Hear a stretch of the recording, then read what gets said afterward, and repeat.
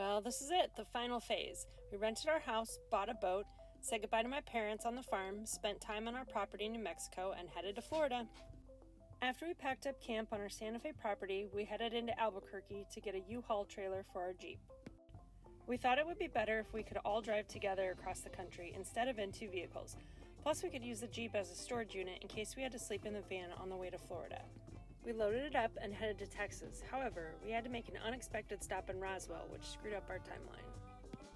About 200 miles into the trip, we experienced some major wobbling of the trailer over these hills. Even though we were going 15 to 20 miles per hour under the 65 mile per hour speed limit, it was enough to scare us, and we decided the safest thing to do would be to take the Jeep off, drop the trailer at the next U-Haul location, and just drive separate again. We are in the middle of Vaughn, New Mexico. It's hot out. We've got our Jeep attached to the van, but right now we're gonna take it off of the van because the trailer was doing this. Whee! And that was not fun for us, so we're gonna take it off and I'm gonna drive, hey, cross country also. Okay, babe. Woo! Here we go.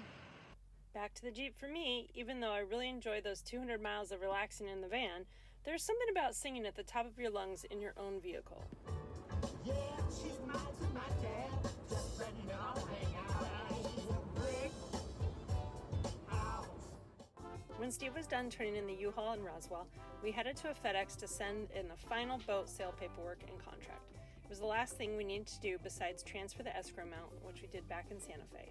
Thanks to our family in Florida who did a sweet FaceTime walkthrough of the boat for us on May 16th, and a surveyor who reported back with a clean bill of health for the boat around May 21st, we were comfortable with our decision and signed the papers on June 3rd. After that, the real adventure started. On road trips, we usually do 6 to 8 hours of driving and just camp or get a cheap hotel room in the nearest city. Night one was spent in Snyder, Texas, where we almost adopted a new member of the family, but called animal rescue instead. Okay, Kiki. You're just a little guy. Where's your mommy? Where's your mommy at? I know. The next morning, we drove to Shreveport, Louisiana. We had no time to relax with Tropical Storm Cristobal heavy on our heels, so we skedaddled across the Florida line into Pensacola for our last night on the road trip. Both the dog and kid were thankful for a comfy hotel room that night, and I'm pretty sure the artwork was a sign of good things to come. The last morning of our trip took us to our final destination for the moment of Gainesville, Florida, where Steve's dad had a lake house. The boys took advantage of a break in the rain to play at the lake, while Bella and I took a nap.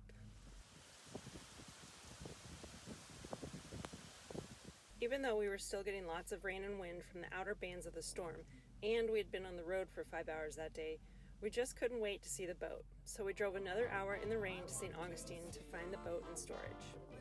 With it being a weekend, no one was there to help us, so we had to search for her on our own. The previous owner gave us a general idea of where to find her, and after a few minutes of searching...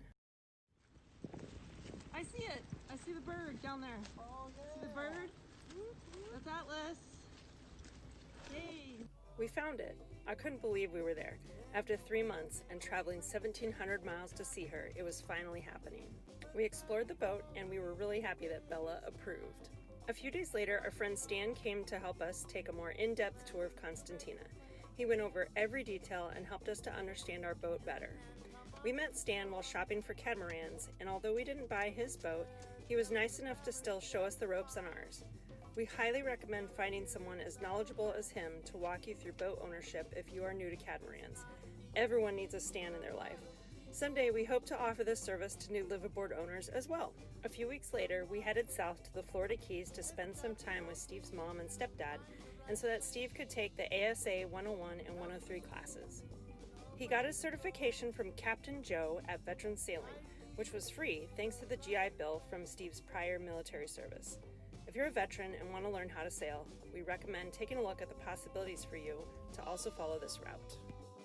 We've had tons of fun spending time making sure we know how emergency equipment works, exploring north central Florida, and also getting to move onto the boat and live on it in June and July. So far, we've figured out how to cook meals in our new home, learned how everything works, and have done a lot of work on it, dealt with our first leak, and even had some friends visit while it's still in storage. Bella approves of her new home, and we have gotten really comfortable with this boat life already. All the while, I've been learning as much as I can through awesome sailing books and an ASA 101 course so that I have an idea of what to do when Captain Steve gives me an order, while Steve has gotten on-the-water training delivering catamarans with Stan as well. On August 1st, we were supposed to head south down the east coast to Stuart, Florida, where Steve will be attending the Chapman School of Seamanship. But Hurricane Isaias had other plans. It was eventually downgraded to a tropical storm, but was headed to the exact place we were supposed to go at the exact same time. So we decided to avoid the area and just head across Florida to Tampa. Steve's mom and stepdad lived there, so it was great to spend more time with them. We kept an eye on the storm, and while we were waiting it out, got an interview from Kay and Rick. Good morning. Timer on it. It's got a red box. It's timing. See the numbers across the top is timing. Good morning. Randy has asked us to do a selfie video of our opinions. She probably will regret that when she gets it, and it never may be seen. But the first question is, who are you? I'm Rick. I'm your father-in-law. I am Rick's wife. I'm Kay, and I am mother to Steve. So whatever he does, don't blame me. It's really not my fault.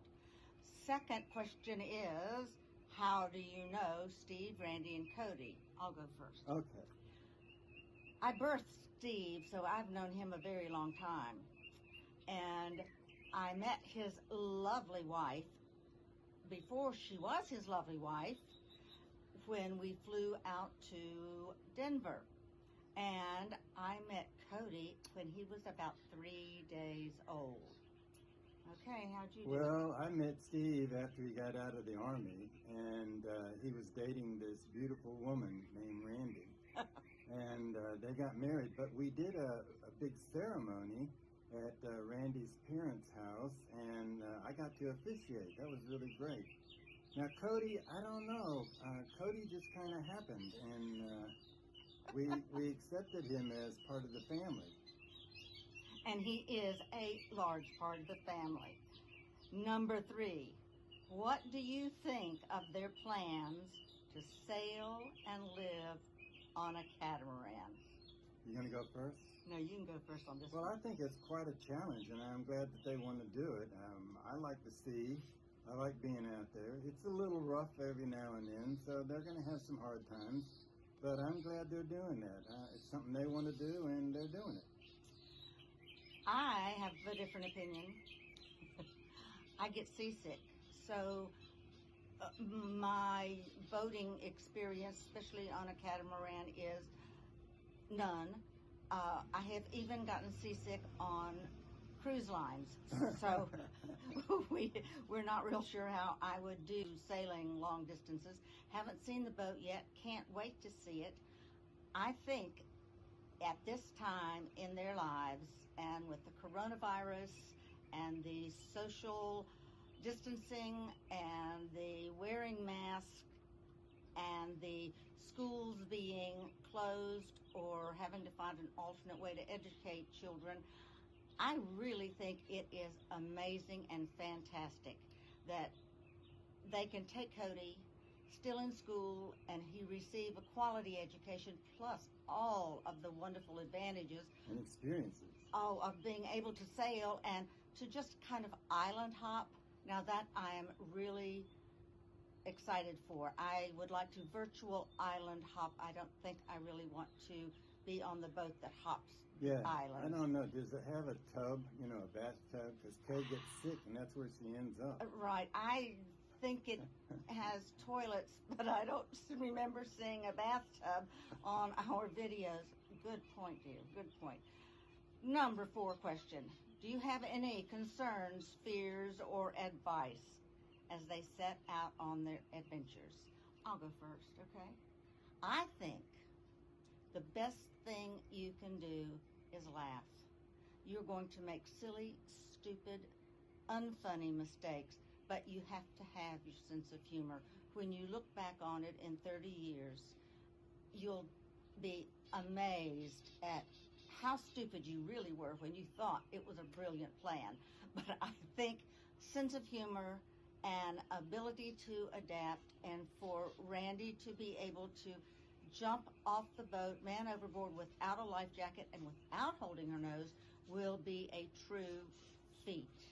The only thing that I'm really concerned about is, communication towers. You're going to be out there and you're going to be all alone, and sometimes you may want to talk to us, and you can't get us because you ain't got no connection, no tower, no satellite. I don't know. It kind of gets lonely out there after a while. Well, I think you also have an excellent companion in Bella. I've spent a week with her, and she does not bark, and she is not invasive, and she is very well behaved. So if anyone goes to the doghouse, it will not be Bella. And we wish you three for the very, very best of adventures, and look forward to seeing all of the fun things you get to do. We love you. We love you.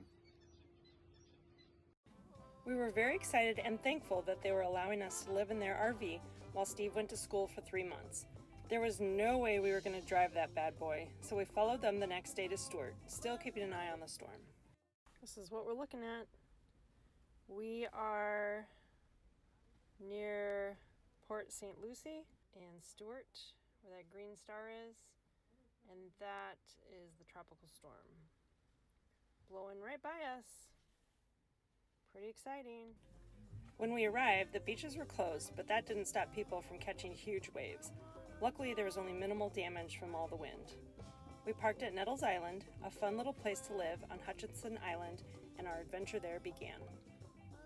Since then, Steve went to professional mariner training at Chapman. Cody and I started homeschooling, including volunteering for beach cleanups and going on lots of field trips. We weren't the only ones learning. Bella had to learn how to pee on fake grass so that she can go to the bathroom on the boat. On Steve's weekends off, we worked on the boat some more, went fishing with friends, and spent a lot of time at the beach. Where are we headed next? Well, our first time sailing Konstantina will be down the Florida Intercoastal Waterway, and hopefully then the Bahamas in December. Stay tuned for our next destination, the Florida ICW. Sign up to be a patron and see live and behind-the-scenes footage, plus get special gifts and swag in return. Thanks for watching.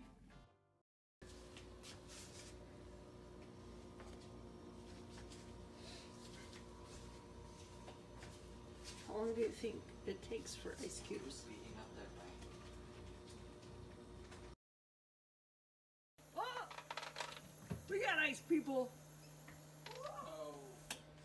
Oh, Steve's getting ready. Make sure it's real. Make sure the ice works. Yeah, look at the little cubes! They're so cute! Look at, there's like eight little cubes. Those Let's see what they're like. Well, you can't open it yet. Why not? I Watch. don't think so. Boom, nailed it. Oh, blink.